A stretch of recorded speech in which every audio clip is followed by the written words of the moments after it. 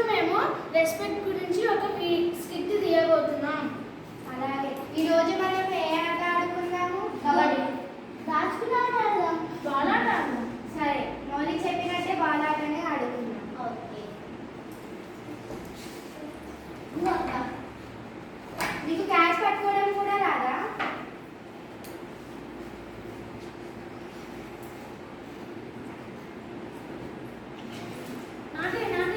ఎప్పుడు దానికే సవానం వేయవా?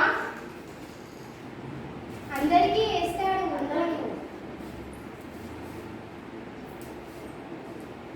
అందరికీ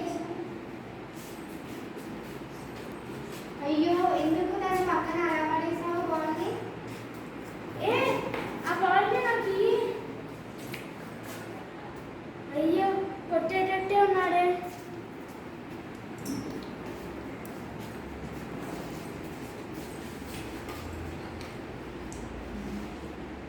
నాకే వేస్తున్నా.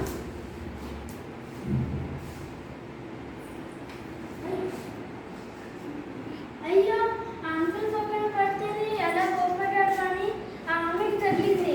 ఇప్పుడు ఎలా? నేను వెళ్ళి తీసుకొస్తాను నీ బాల్ని.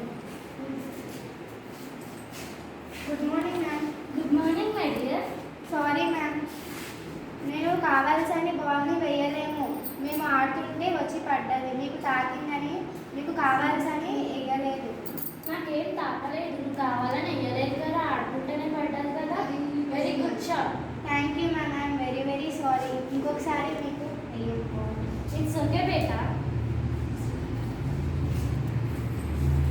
అలా ఎలా తీసుకొచ్చా? అలా ఎలా తీసుకొచ్చా? అంకుల్ పక్కన పడితేనే అలా కోపడ్డాను. ఆమెకు తగిలింది. ఇందాక నువ్వు అంకుల్ పక్కన బాల్ వేసాప్పుడు నువ్వు కోపంగా అంకుల్ని అడిగా. అందుకే ఆ అంకుల్ కోపంగా నిన్ను చూశాడు. తనకి ఇప్పుడు బాల్ తగిలినప్పుడు నేను వెళ్ళి తనతోటి రెస్పెక్ట్ ఇచ్చి మాట్లాడాను. అందుకే తను కూడా రెస్పెక్ట్ ఇచ్చి నాకు బాల్ని ఇచ్చింది. అలా బాల్ వేయడం మంచిదేనా? మంచిది కాదు. ఎవరికైనా మనం రెస్పెక్ట్ ఇచ్చి మాట్లాడితే వాళ్ళు కూడా మనకి రెస్పెక్ట్ ఇస్తారు. అవునా? ఇతరులకు